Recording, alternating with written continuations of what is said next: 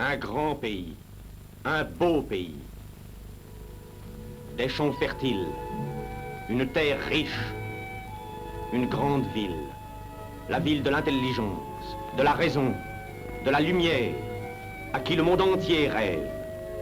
La ville qui reflète la longue histoire des Français. Cette beauté de la France, cette beauté de Paris, n'exprime-t-elle pas le grand espoir de son peuple? Le rêve immense de l'humanité qui prend ici sa forme harmonieuse. Le rêve des meilleurs, des plus hauts esprits. Tout au long de l'histoire de France poursuivie, cette beauté de quel prix est-elle payée?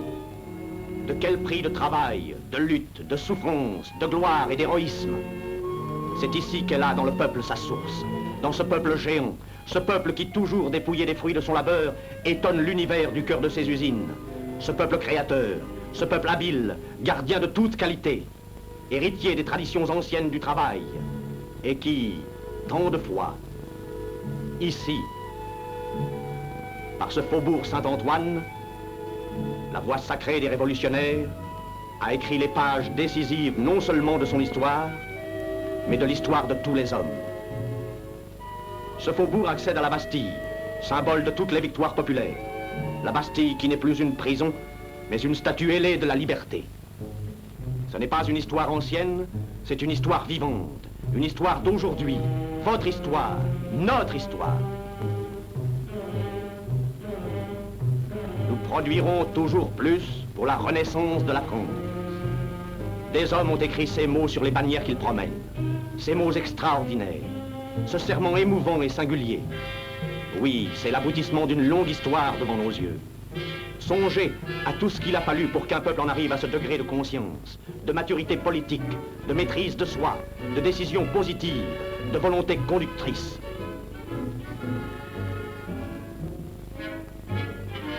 Ce peuple hier a su, les armes à la main, défendre sa patrie. Et c'est de son combat qu'il est sorti grandi, mûri, résolu, sachant dans la paix demeurer ce qu'il fut dans la plus terrible des batailles.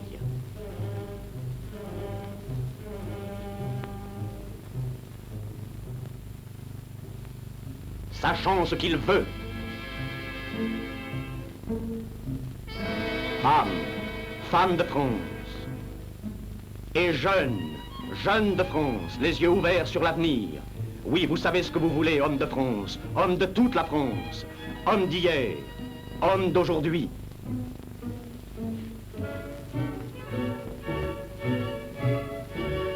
Dans ce faubourg Saint-Antoine qui voit encore une fois passer la grande foule populaire, dans ces maisons anciennes, dans ces cours, ces ateliers, d'autres ouvriers ont vécu à travers les siècles. Ces ouvriers, à Paris comme dans toute la France, n'ont pas en vain souffert, lutté, marqué leur place dans l'histoire, puisqu'aujourd'hui leurs successeurs qui continuent l'histoire et la lutte mènent à une étape nouvelle.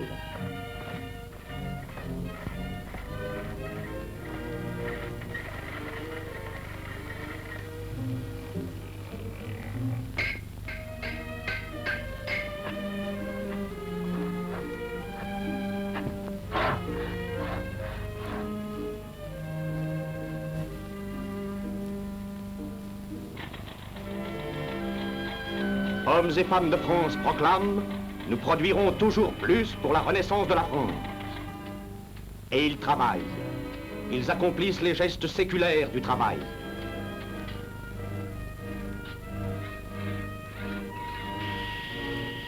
La France, c'est l'aboutissement de tout ce travail.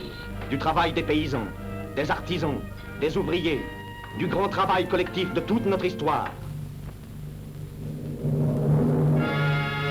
Du travail de l'homme depuis les temps où notre patrie était couverte de forêts.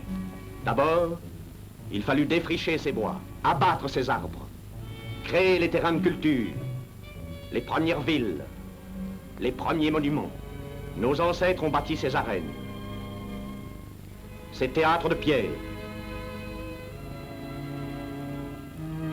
conçu audacieusement ces ponts, ces architectures militaires. Et c'est chez nous qu'est né l'art roman, qui porte le nom ancien de notre langue, la langue romane.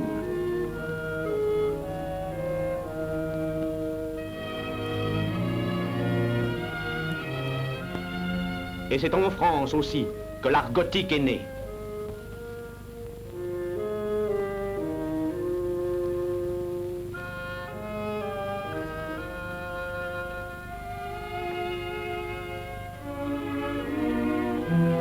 Et les grands artistes du Moyen-Âge ornent de sculptures incomparables la douce terre de France. La douce terre de France, divisée par des luttes féodales, lentement réunie dans ce domaine royal convoité par l'étranger. Et qu'un beau jour de 1429, une fille de chez nous allait défendre, Jeanne d'Arc. Ceux qui, jadis, la brûlèrent, la représentent aujourd'hui comme une sainte. Mais Jeanne appartient au peuple. Incarnation populaire du sentiment national, emprisonnée, torturée, brûlée vive, Jeanne se classe dans la longue lignée des patriotes qui luttèrent et moururent pour que vive la France. Jeanne a connu ces mêmes cachots, où tant des nôtres furent emprisonnés comme elle, et comme elle torturés. Le même amour les soulevait. C'est par son sacrifice, c'est par leur sacrifice que la France continue. Jeanne n'était qu'une simple bergère. Les malheurs de la patrie firent d'elle un soldat. 1429, la moitié du sol français subissait la domination anglaise. Comme en 1940, la domination allemande. Jeanne, la paysanne aux mains nues qui de sa vie n'avait touché ni épée ni hallebarde, se dresse contre l'envahisseur. Elle part presque seule de Don Rémy. Elle parvient jusqu'à Chinon. Elle gagne les hommes d'armes. Entraîne l'armée. Elle délivre Orléans. Et sous les voûtes profondes de la cathédrale de Reims, fait sacrer roi de France le petit roi de Bourges. Les Anglais ne passeront pas. Il faut les combattre. Et quand ils seraient pendus au nu, nous les aurons. 1940. La France, pour la troisième fois en 60 ans, est envahie par les Allemands. Paris est menacé. Continuateur des traditions de la nation, le comité central du Parti communiste s'adresse en ces termes au gouvernement Paul Reynaud. Le Parti communiste français considère comme le premier devoir national d'organiser la défense de Paris. Pour cela, il faut décréter la levée en masse, armer le peuple et faire de Paris une citadelle inexpugnable. Paul Reynaud pense à autre chose. Plutôt que de faire confiance au peuple, il démissionne. Il s'enfuit. Le traître Dens ouvre les portes de Paris à l'envahisseur. Les traîtres de 1429 voulaient aussi briser l'élan populaire. Ils envoyèrent Jeanne au bûcher.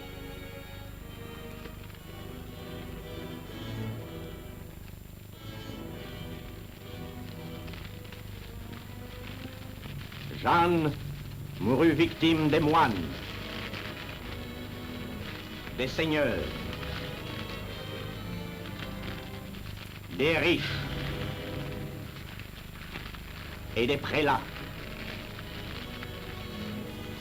des Soirs, des Laval, des Pétain. Jeanne, sur le bûcher, clama jusqu'au bout sa confiance dans les destinées de la France. Que vous le vouliez ou non, les hommes d'armes viendront et gagneront comme ils ont déjà gagné. Et la France libérée marcha vers sa grandeur. Bourguignons, Provençaux, Auvergnats et Bretons, Limousins et Béarn, et l'Alsace, et l'Artois, la Lorraine, et la Corse se fondent dans la nation. France, ô belle contrée, ô terre généreuse.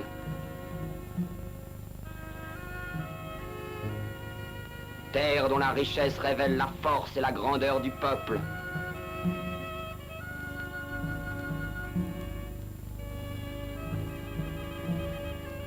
France, bientôt la terre des hommes libres.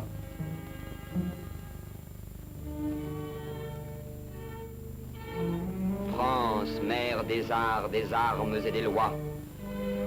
Amour du grandiose. Jardins à la française. Palais aux lignes harmonieuses. séjour de roi, édifié par le travail d'un peuple asservi. C'est ce peuple qui a bâti la France. Louis XIV, sommet de la monarchie absolue, en retira la gloire. Les 40 rois qui en 1000 ans firent la France proclamaient les faussaires de l'action française. Comme s'il n'y avait pas eu le peuple. C'est le peuple avec ses mêmes gestes éternels, le peuple au prix d'un labeur séculaire et d'un effort toujours renouvelé qui a fait la France.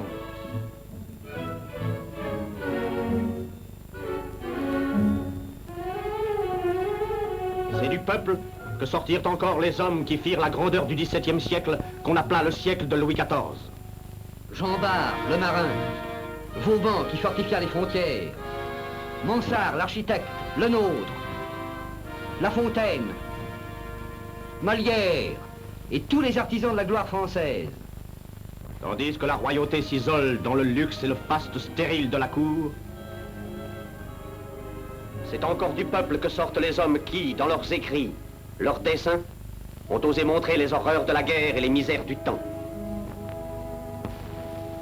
Les serfs, dont le labeur a fourni la moisson, sont réduits à la famine. Jacques Bonhomme se révolte. Il demande justice. La monarchie répond. Villages saccagés, paysans roués vifs, écartelés, pendus. Mais l'édifice monstrueux de la monarchie commence à branler. Les philosophes du XVIIIe siècle sapent ses fondements.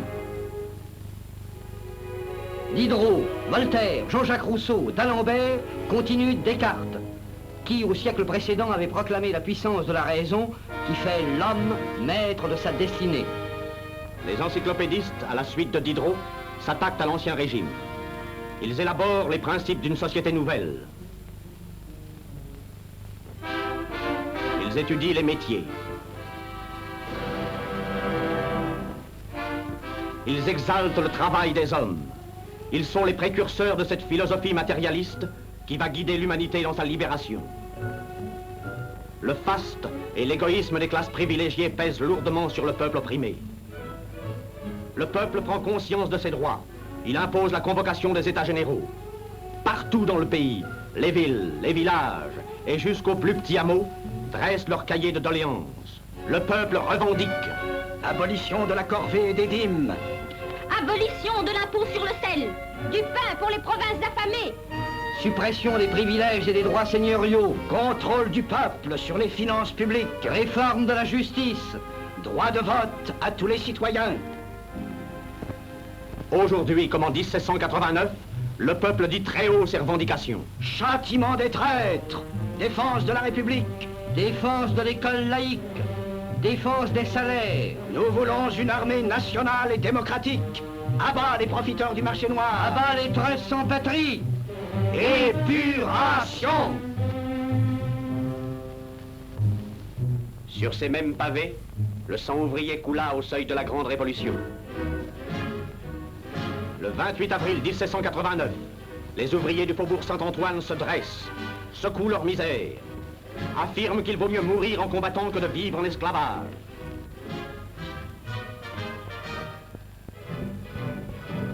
Un immense élan soulève la nation.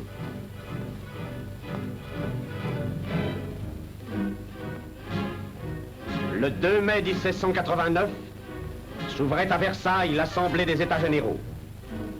Les députés du tiers-État étaient porteurs des doléances et des espoirs du peuple. À eux seuls, ils détenaient la majorité absolue en face des deux autres ordres.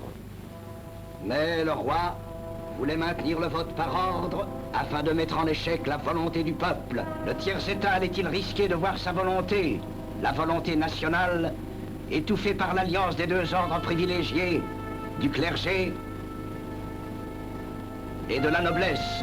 Non, la force et la cohésion du tiers-État entraînent le bas clergé, lui aussi durement exploité.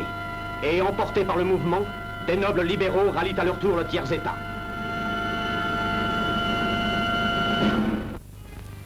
Les ordres privilégiés ne se tiennent pas pour battus. Louis XVI veut empêcher de se réunir le tiers-État devenu Assemblée nationale. Réfugiés le 21 juin 1789 dans la salle du jeu de paume, les députés prêtent le serment solennel de ne jamais se séparer jusqu'à ce que la constitution du royaume soit établie. Le 23 juin, le roi somme l'Assemblée nationale de se séparer. au grand maître de cérémonie qui lui porte les ordres du monarque, le tiers-état répond par la bouche de Mirabeau: allez dire à votre maître que nous sommes ici par la volonté du peuple et que nous n'en sortirons que par la force des baïonnettes. Devant la volonté de l'Assemblée soutenue par la nation tout entière, Louis XVI a recours à la force. Il masse des troupes étrangères. Il se prépare à dissoudre l'Assemblée nationale. Mais le peuple se lève. Le 14 juillet 1789, le peuple de Paris se porte à la Bastille. Cette forteresse jugée imprenable et qui par ses canons menace les faubourgs est emportée après 4 heures de lutte. Les gardes françaises se joignent aux combattants.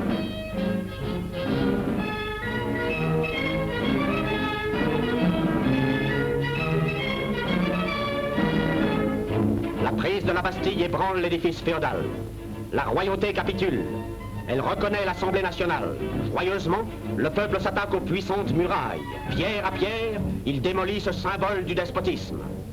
Là où il y a 150 ans, la Bastille élevait sa masse effrayante en plein ciel, se dresse aujourd'hui le génie de la liberté. C'est cette liberté que devait exprimer pour la première fois la Déclaration des droits de l'homme et du citoyen. Les hommes naissent et demeurent libres et égaux en droit. Les distinctions sociales ne peuvent être fondées que sur l'utilité commune. C'est l'abolition du servage et de l'esclavage.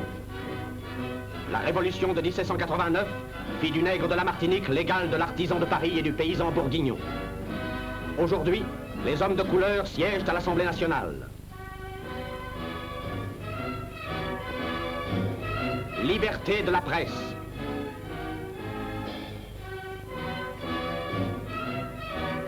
Liberté de réunion. La libre communication des pensées et des opinions est un des droits les plus précieux de l'homme. Tout citoyen peut donc parler, écrire, imprimer librement. Souveraineté nationale. La loi est l'expression de la volonté générale. Tous les citoyens ont le droit de concourir personnellement ou avec leurs représentants à sa formation. La loi est égale pour tous. Cette forme et cet élan révolutionnaire devaient donner au peuple du monde entier le signal de la lutte contre la tyrannie. Les Belges se soulèvent contre Joseph II. Le peuple d'Avignon se révolte contre le pape et demande l'union avec la France. L'effervescence populaire grandit dans les États rhénans. La Savoie, le Piémont, la Pologne procèdent à une véritable révolution et établit sa constitution de 1791. Et la Convention accueille dans ses rangs le patriote polonais Kosciuszko comme citoyen d'honneur. La guerre de l'indépendance triomphe en Amérique avec la participation des patriotes français. Les idées généreuses de la Révolution inspirent les arts, les lettres et les lois. Beethoven reprend dans l'Héroïca la musique immortelle de la Marseillaise, que le génie de Goethe salue comme le Tédéum des révolutionnaires. À tous ces peuples, la Révolution française victorieuse déclarera la paix et inscrira dans sa constitution: la nation française renonce à entreprendre aucune guerre dans le but de faire des conquêtes et n'emploiera ses forces contre la liberté d'aucun peuple. À ce message de paix, la réaction répondra par une vaste coalition.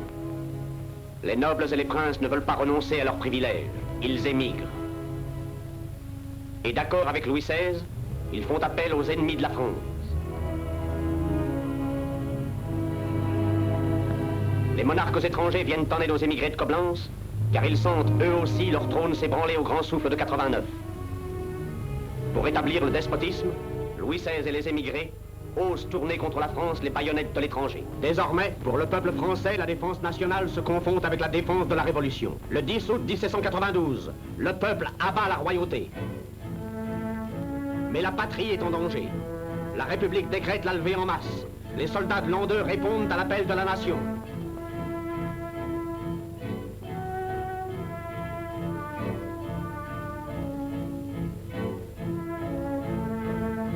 Les Français sont en réquisition permanente pour le service des armées. Les jeunes gens iront au combat. Les hommes mariés forgeront les armes. Les femmes feront des tentes, des habits et serviront dans les hôpitaux. Les enfants mettront le vieux linge en charpie. Les vieillards se feront porter sur les places publiques pour exciter le courage des guerriers, prêcher la haine des rois et l'unité de la République.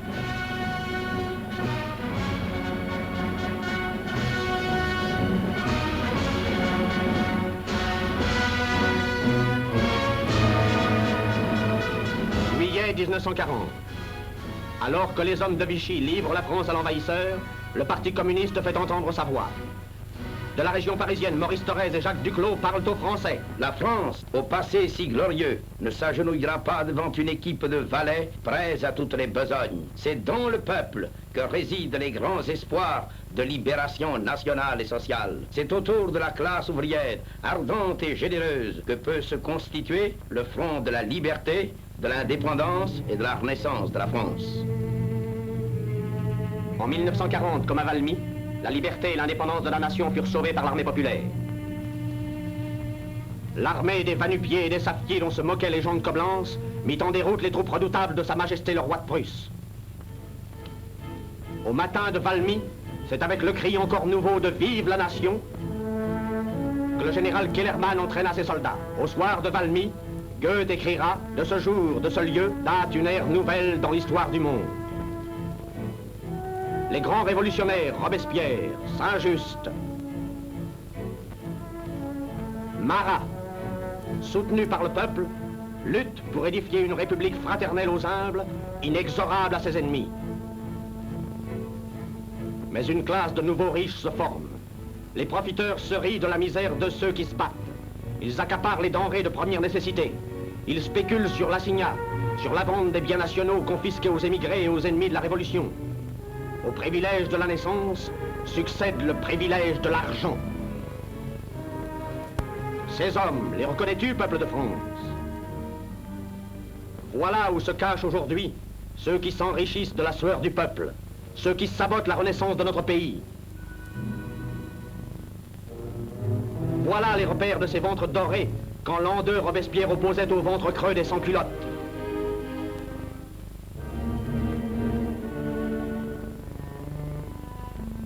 Que leur importe le peuple et la lèpre de cet taudis. Pour effacer 20 siècles d'esclavage, déjà, les hommes de la Révolution travaillaient à renverser l'empire de la richesse. Saint-Just proclamait « Que l'Europe apprenne que vous ne voulez plus un malheureux ni un oppresseur sur le territoire français. Le bonheur est une idée neuve en Europe. Les malheureux sont les puissances de la terre. Ils ont le droit de parler en maître au gouvernement qui les néglige. Ne souffrez point qu'il y ait un pauvre ni un malheureux dans l'État. Ce n'est qu'à ce prix que vous aurez fait une révolution et une république véritable. »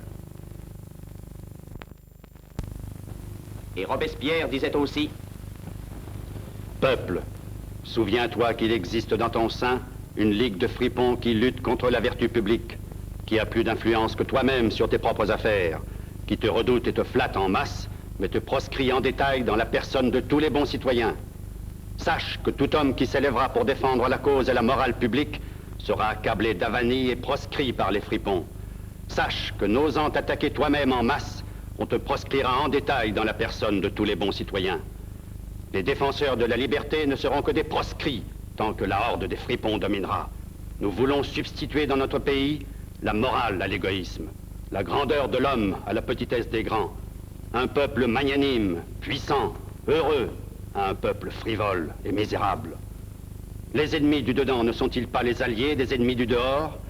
Les assassins qui déchirent la patrie dans l'intérieur, les intrigants qui achètent les consciences des mandataires du peuple, les traîtres qui les vendent, les libellistes mercenaires soudoyés pour déshonorer la cause du peuple, pour attiser le feu des discordes civiles et pour préparer la contre-révolution politique par la contre-révolution morale, tous ces gens-là sont-ils moins dangereux et moins coupables que les tyrans qu'ils servent? Ce sont ces gens-là qui, par intérêt et par haine de la démocratie, ont abattu les meilleurs défenseurs de la République. Marat, l'ami du peuple, est assassiné et les tyrans respirent. Le 9 Thermidor, Robespierre, Saint-Just et leurs amis sont mis hors la loi par une coalition monstrueuse. La République est perdue, car les brigands triomphent. En Robespierre et en Saint-Just, les Thermidoriens ont tué pour longtemps la République démocratique. Ils ont fait taire la voix du peuple français. Thermidor ouvre la porte aux aventuriers qui préparent la voie du pouvoir personnel.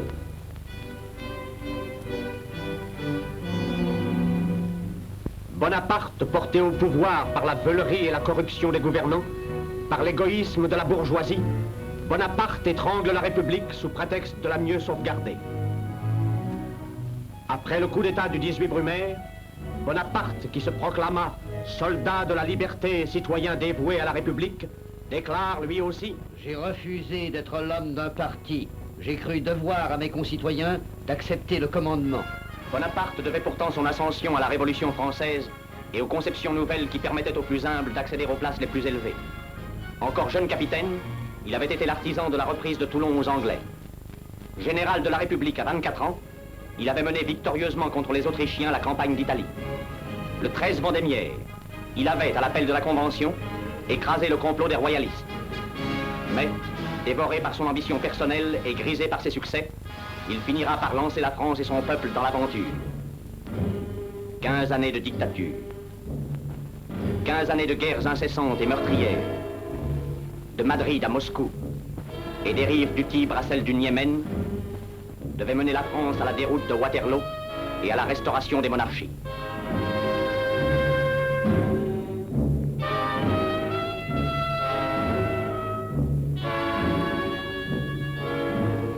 Le pouvoir personnel n'a jamais conduit les nations et les peuples qu'à la ruine, au deuil, à une paix qui n'est que celle des tombeaux.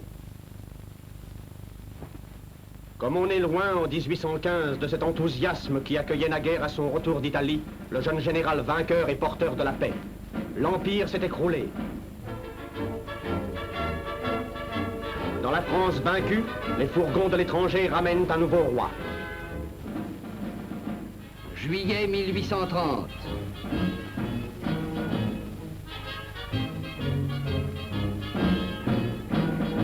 La réaction et la noblesse tentent un retour vers l'ancien régime et ses privilèges. Elles veulent abolir la liberté de la presse et restreindre le droit de vote.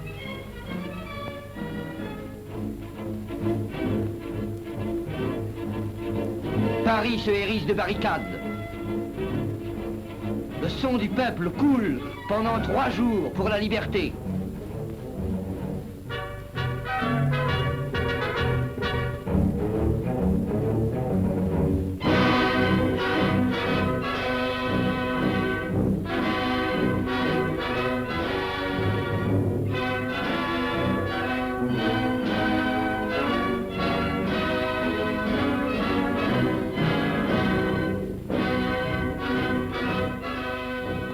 Glorieuse, le peuple s'est battu pour maintenir les droits de l'homme. Mais c'est la bourgeoisie qui tire le profit de cette lutte. Avec la monarchie de Juillet, commence le règne des banquiers. Enrichissez-vous, conseille un des plus éminents représentants de cette bourgeoisie, Monsieur Guizot, président du Conseil. Et s'enrichir pour la bourgeoisie, c'est toujours vivre du travail d'autrui, de la misère croissante du peuple. Février 1848. Le peuple abat la monarchie de Juillet. Cette fois, il entend bien bénéficier lui-même du fruit de ses sacrifices. Il rétablit la République, et avec elle, le suffrage universel. Sera-ce enfin cette République sociale pour laquelle sont morts Robespierre et Saint-Just, les soldats de l'an 2 et les héros de 1830? La révolution de 1848, surnommée le printemps des peuples, donne le signal du soulèvement aux peuples opprimés de l'Europe. À Berlin, à Milan, à Rome, à Vienne, à Budapest, les peuples se révoltent. La réaction manœuvre.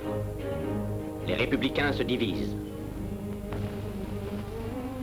C'est par une monstrueuse provocation, pour le mieux écraser, qu'on pousse le peuple à l'insurrection.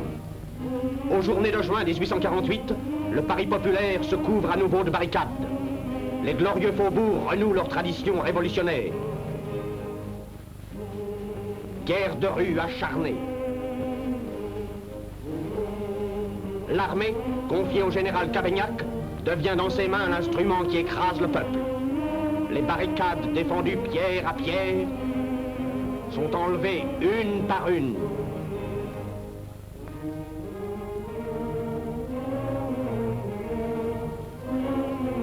L'insurrection expire, et avec elle, la République. La répression fut abominable. Les combattants de juin furent envoyés à la mort, sur les pontons ou dans les marais de la Guyane. George Sand disait: Je ne crois pas à une république qui commence par tuer ses prolétaires. Ces messieurs ont maintenant les mains libres. Qu'importe qu'elles soient couvertes de sang. Pour consolider leur puissance à moment ébranlé, ils font appel à un premier homme providentiel, Louis-Napoléon Bonaparte. L'aventure politique recommence. Affiches, discours, discours de Bordeaux, discours de Brest, discours d'Épinal. Jurant fidélité à la République, Louis-Napoléon prépare le coup d'État du 2 décembre 1851. Le député Baudin tente alors de soulever le peuple des faubourgs écrasés en juin 1848. Trop tard. Par un plébiscite jouant sur la gloire d'un nom, l'usurpateur se hisse au sommet du pouvoir. L'Empire, c'est la paix, avait proclamé Louis Bonaparte. Et Napoléon III se lance dans les aventures extérieures pour parer aux difficultés intérieures. Guerre en Crimée, guerre en Italie, guerre au Mexique, expédition coloniale. Le peuple paie de son sang.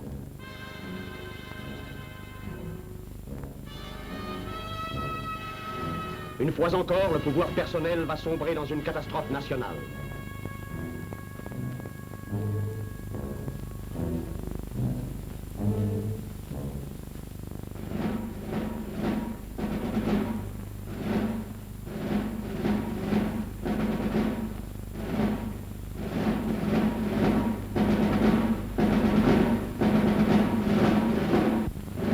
« 1870.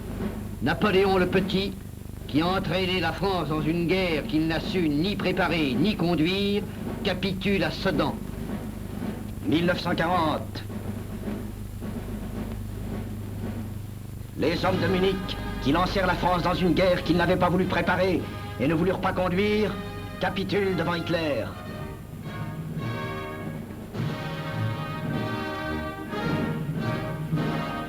Sedan.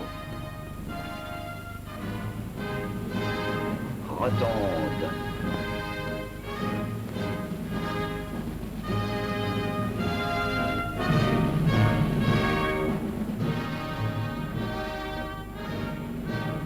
Pétain. Bazaine. Bazaine livre l'armée. Mais le peuple, lui, ne capitule pas.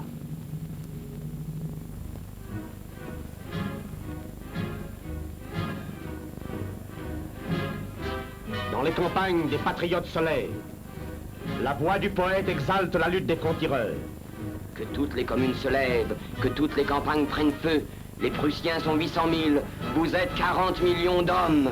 Francs-tireurs, passez les torrents, profitez de l'ombre et du crépuscule, serpentez dans les ravins, glissez-vous, rampez, ajustez, tirez, exterminez l'invasion. À Paris, le peuple s'enrôle dans la garde nationale. Il défend sa capitale. Les Prussiens assiègent la ville. La faim, la misère ne viennent pas à bout du peuple. Le gouvernement de Thiers signe l'armistice. Dans un sursaut patriotique, le peuple se dresse contre la trahison. Paris proclame la Commune le 18 mars 1871. Pour la première fois dans l'histoire du monde, la classe ouvrière prend en main les destinées de la patrie et assume la responsabilité du pouvoir.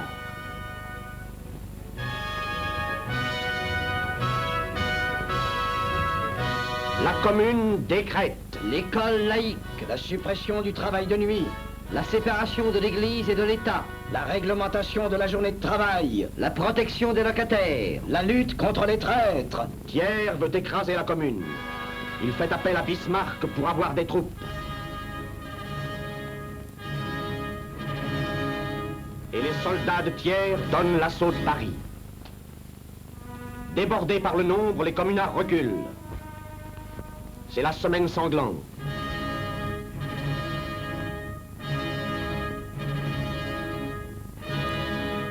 Par ordre de Thiers, tout insurgé est fusillé. Hommes, femmes, enfants sont massacrés sans distinction. Sur les cadavres de 25 000 patriotes, la grande bourgeoisie triomphe. Le 28 mai 1871, les derniers combattants de la Commune tombent au mur des fédérés. La Commune est battue, mais elle a sauvé la République. La commune est battue et M. Thiers sourit. La bourgeoisie danse. Mais la commune n'a pas lutté en vain. Les travailleurs s'organisent. Ils mènent des luttes revendicatives. La grève devient entre leurs mains une arme redoutable. Les syndicats se multiplient. À l'action spontanée des révoltés, comme Blanqui, succède peu à peu la lutte consciente des révolutionnaires formés à l'école du socialisme scientifique, de Marx et de Engels. 46 ans après sa chute, la commune trouvera son écho dans la révolution socialiste d'octobre que Lénine et Staline, continuateurs de Marx et Engels, ont su conduire à la victoire. Mais la deuxième moitié du 19e siècle a marqué avec l'essor du progrès économique la concentration des forces capitalistes. De nouvelles bastilles ont surgi. Les trusts. Les trusts écrasent la petite propriété, fruit du travail et de l'épargne. Les trusts oppriment encore plus fortement le peuple. Les trusts règnent sur le monde. Les gouvernements ne sont entre leurs mains que fantoches dociles.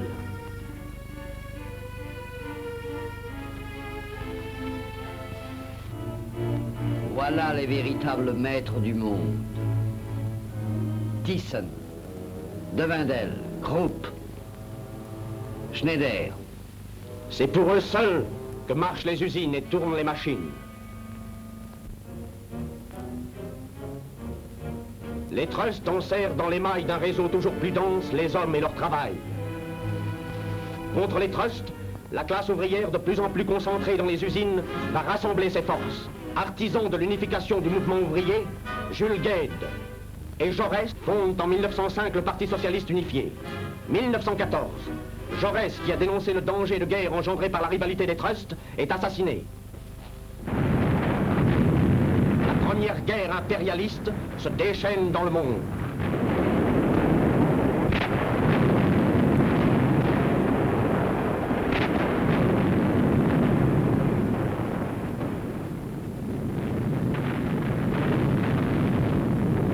Quatre années de massacres et de misère sans nom pour les peuples. 4 années d'affaires fructueuses pour les trusts. Des morts par millions. Qu'importe aux hommes des trusts. Les bénéfices se chiffrent par milliards. Les champs de croix s'étendent à l'infini.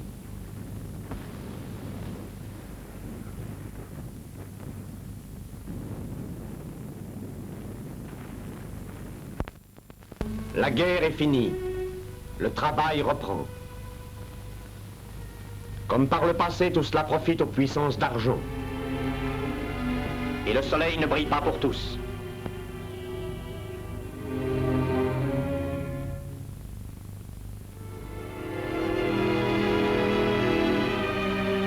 Mais le peuple veut que ça change.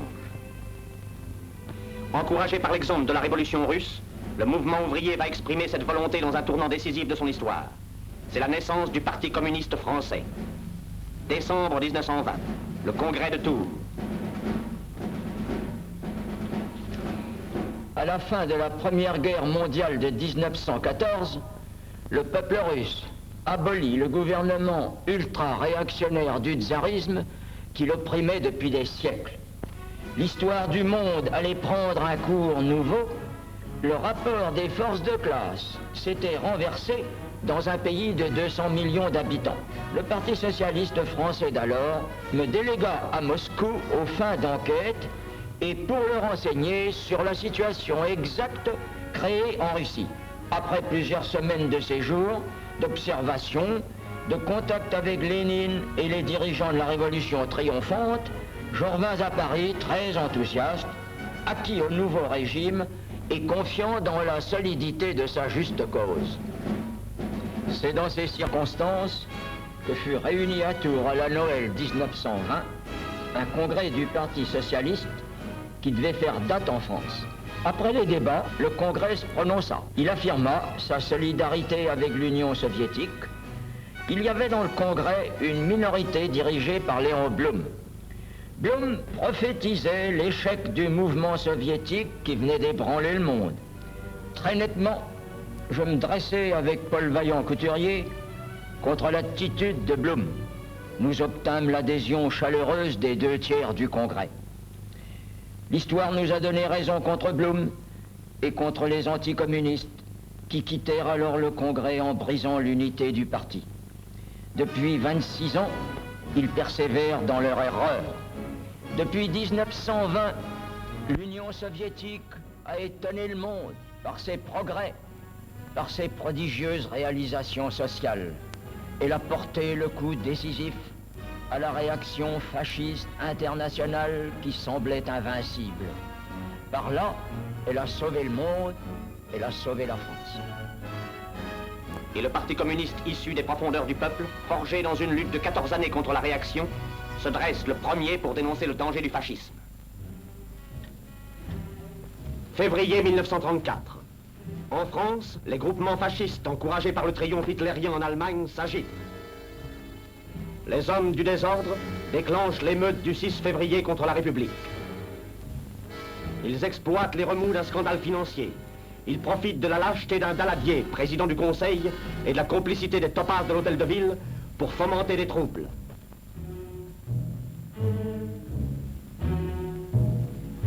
Le 9 février, à l'appel du Parti communiste, les ouvriers de Paris manifestent place de la République. Le gouvernement fait tirer sur le peuple républicain.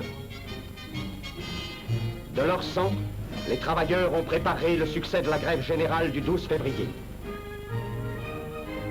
L'unité d'action entre communistes et socialistes, toujours préconisée par le Parti communiste, devient une réalité. Maintenant, le Parti communiste se fait l'initiateur du Front populaire, alliance de la classe ouvrière et des classes moyennes.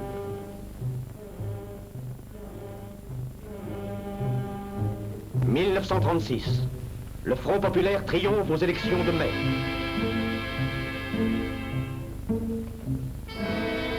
Grève de juin. Les travailleurs de France, unis et disciplinés, démontrent, avec un calme qui leur vaut la sympathie générale, le rôle essentiel qu'ils jouent dans la vie de la nation. Les machines s'arrêtent. La classe ouvrière montre sa force en restant immobile. Le patronat recule. Les lois sociales, semaine de 40 heures, contrats collectifs, congés payés, délégués d'entreprise, marquent une nouvelle étape du mouvement ouvrier.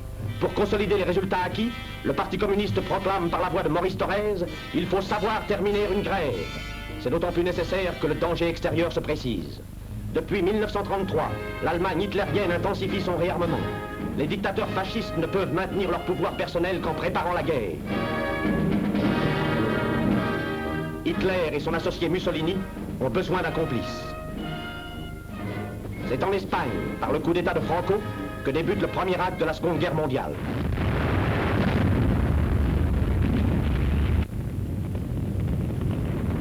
La bourgeoisie internationale assiste indifférente à l'assassinat de la République espagnole, aux destructions, aux massacres. C'est la non-intervention.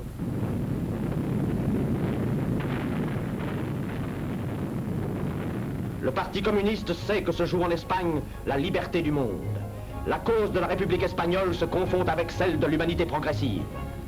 Le peuple espagnol défend en même temps que sa patrie la sécurité de la France et la liberté des peuples.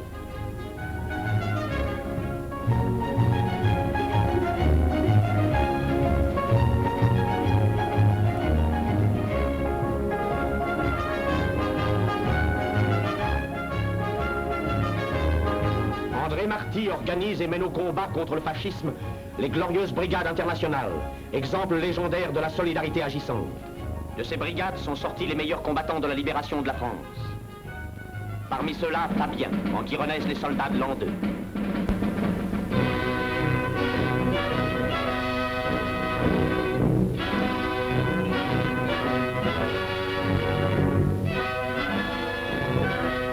Fabien, un ouvrier.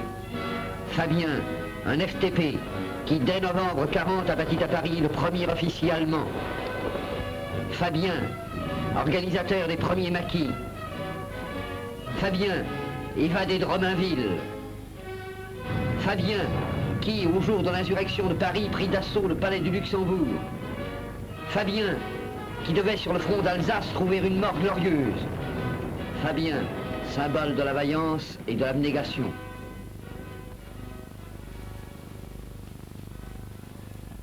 Fabien, tout simplement un héros communiste. Un héros semblable aux 70 000 communistes qui sont morts pour rester fidèles à l'idéal de leur vie. Gabriel Péry écrivait à la veille de son exécution: que mes compatriotes sachent que je vais mourir pour que vive la France. J'irai dans la même voie si j'avais à recommencer ma vie. Je crois toujours cette nuit que mon cher Paul Vaillant-Couturier avait raison de dire que le communisme est la jeunesse du monde et qu'il prépare des lendemains qui chantent. N'était-ce pas lui qui, au nom du Parti communiste, avait dénoncé à la Chambre le diktat de Munich, ce diktat que seul le Parti communiste refusa de ratifier. Seul le Parti communiste avait dénoncé les Munichois avec Daladier à leur tête, comme les saboteurs de la sécurité française.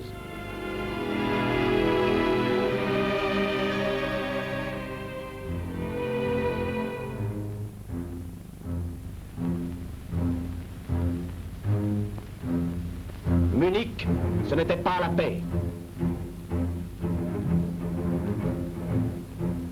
Munich, c'était les mains libres à l'agression hitlérienne. Munich, c'était Prague et la Tchécoslovaquie livrées à l'Allemagne. Munich, c'était la constitution du bloc anti-soviétique. Munich, c'était nos alliés trahis, nos frontières menacées, notre sécurité compromise. Munich, c'était la suite logique de la guerre contre le peuple d'Espagne. Munich, c'était la guerre. 1939, Georges Bonnet et Daladier, qui avaient promis à l'ambassadeur d'Allemagne de mettre les communistes à la raison, suspendent l'humanité. Ils briment les syndicats. Les hommes de Munich prononcent la dissolution du Parti communiste. Ils veulent étouffer la voix du peuple. Ils s'en prennent aux meilleurs défenseurs de la patrie. C'est pour cela que s'ouvrent les prisons. C'est aux députés communistes que l'on fait un procès inique, préparant ainsi la liste des premiers martyrs. Michel, Sampey, Catla, Gabriel Péry. On a déclaré la guerre, mais les canons se taisent. L'état-major discute. Drôle de guerre. Mai 1940. Alors que les Munichois font la guerre au peuple et non pas au fascisme, Hitler déclenche l'agression contre la France.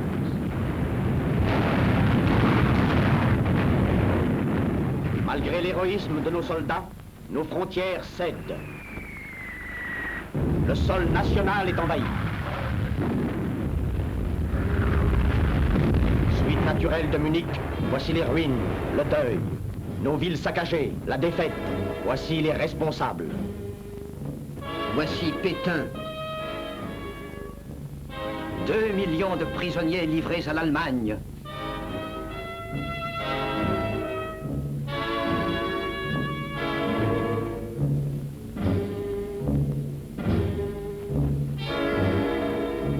La poignée de main de Montoire confirme la trahison qui avait ouvert la France à l'ennemi.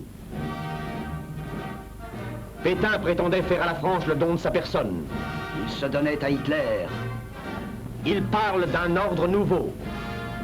L'ordre national-socialiste. Ils veulent construire l'Europe nouvelle.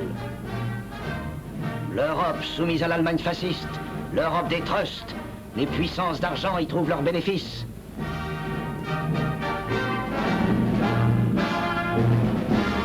La collaboration rapporte.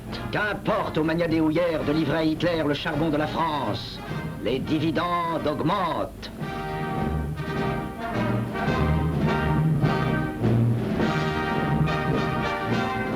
La collaboration, c'est la déportation des travailleurs. La collaboration, c'est la lutte contre les principes de 1789. Les nationaux-socialistes déclarent qu'ils sont dans leur guerre contre l'Union soviétique les successeurs de ceux qui combattirent voici 150 ans la Révolution française. Les hauts dignitaires de l'Église saluent l'ordre nouveau.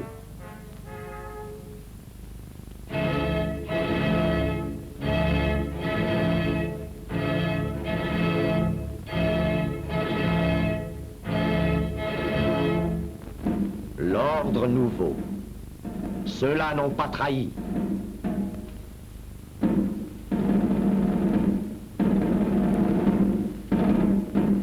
Contre les traîtres, contre l'occupant, malgré les déportations, malgré les exécutions, Ils se sont levés pour libérer la France.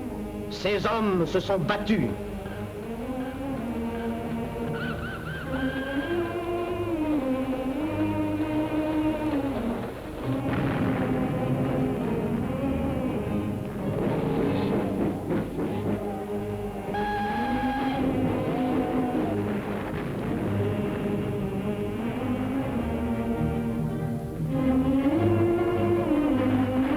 Tireurs et partisans français harcèlent l'ennemi.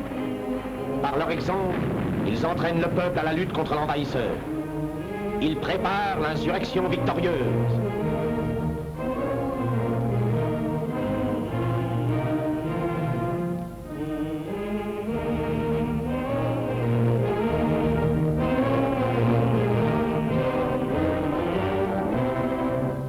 Comme Jeanne, la Lorraine, comme les vainqueurs de la Bastille et les soldats de Valmy, comme les combattants de 1830 et de 1848, comme les combattants de la Commune, ils ont continué la France. La République renaît.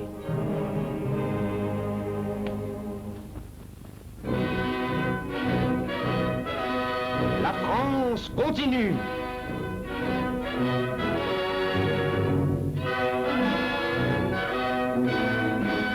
Mais pour que vive la France, le Parti communiste a donné la vie de 75 000 des siens. Ce parti est issu du peuple. C'est dans le peuple qu'il puise sa force. C'est au peuple qu'il a fait confiance dans le combat libérateur. C'est au peuple qu'il fait confiance pour que la France renaisse. C'est dans le travail que le pays se relève de ses ruines. C'est dans le travail que la France renaît. La bataille de la production fait suite au combat de la libération. Ce combat, c'est celui de tous les peuples progressifs. C'est l'union forgée dans la lutte et scellée à Yalta qui a rendu possible la victoire des grands alliés contre le fascisme. Cette victoire, les peuples soviétiques l'ont payée de 20 millions de morts. Ils entendent la consolider dans une paix solide et durable. La reconstruction de l'édifice socialiste se développe avec le même élan qui amena le peuple dans la lutte menée pour sa libération. La démocratie s'épanouit dans ce grand pays allié de la France. Les peuples soviétiques libérés du joug capitaliste marchent sous la direction de Staline dans la voie du progrès et du bonheur. Avec le renforcement de la puissance soviétique, la défaite du fascisme a déterminé en Europe l'apparition de nouvelles forces démocratiques. Le peuple bulgare, avec à sa tête le héros légendaire du procès de Leipzig, Georges Dimitrov, fête dans la joie l'avènement triomphal de la République démocratique.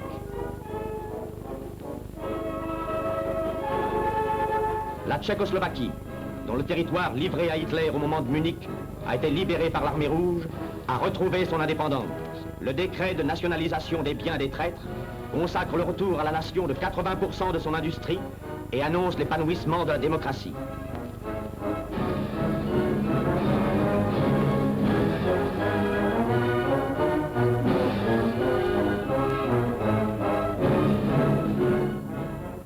Mais les forces de réaction internationales qui se regroupent dans le monde se sont contentées au procès de Nuremberg de ne livrer au châtiment que les criminels qui ne peuvent plus les servir.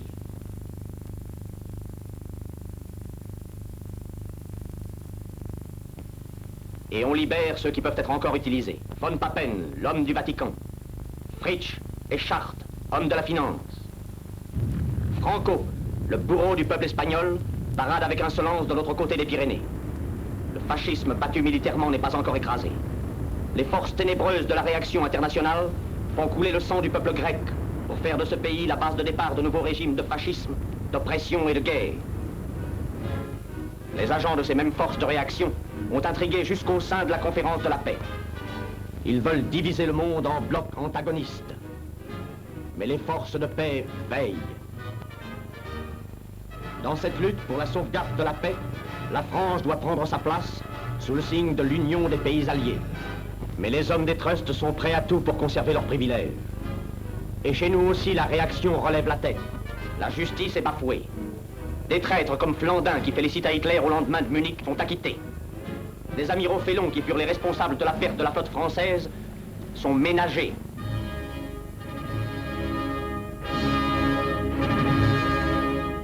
Les hommes de la défaite, Paul Reynaud, les hommes de Munich, Daladier, peuvent siéger impunément à l'Assemblée nationale législative. Des ennemis de la République voudraient faire de notre armée une armée de caste. Ils briment les anciens FFI, glorieux soldats de la libération nationale. Ils ne veulent pas d'une armée démocratique au service de la nation. Les hommes des trusts veulent ramener la France en arrière. C'est en leur nom que Paul Reynaud parle déjà de rendre les entreprises nationalisées aux 200 familles. Ces mines, ces banques, ces usines et ces compagnies d'assurance. L'école laïque est elle-même menacée. La tradition républicaine, l'instituteur dans son école et le curé dans son église, est mise en cause par les forces de régression et l'obscurantisme. Les puissances du mal s'attaquent aux meilleurs défenseurs du peuple, aux pionniers de la France nouvelle, au Parti communiste français. Mais le peuple veille. Il continue la lutte, ayant à sa tête le plus grand parti de France et son bureau politique clairvoyant. Ses dirigeants sont à la pointe du combat. Maurice Thorez, Jacques Duclos, André Marty, Léon Mauvais. Voilà les hommes qui continuent la France. La réaction ne triomphera pas. Elle sera vaincue par l'union de tout un peuple, par l'unité de la classe ouvrière consciente de son destin, par le rassemblement de tous les républicains. Le destin de la France est entre les mains des ouvriers, il est entre les mains des intellectuels, il est entre les mains des paysans, il est entre les mains de tous ceux qui, sur notre terre de France, pensent et travaillent. Expression des forces sociales qui montent à l'assaut de l'avenir, le Parti communiste français est l'héritier des traditions progressives de toute notre histoire nationale. Il appelle tous les Français, il appelle toutes les Françaises à s'unir dans un même amour de notre France. Que tous ensemble, nous ferons libres, fortes et heureuses. La France, pour être fidèle à son passé, doit s'élancer hardiment dans la voie du progrès. Nous tous, ouvriers, paysans, intellectuels, nous tous qui agissons, qui pensons, qui travaillons, disons avec le Parti communiste français, nous continuons la France.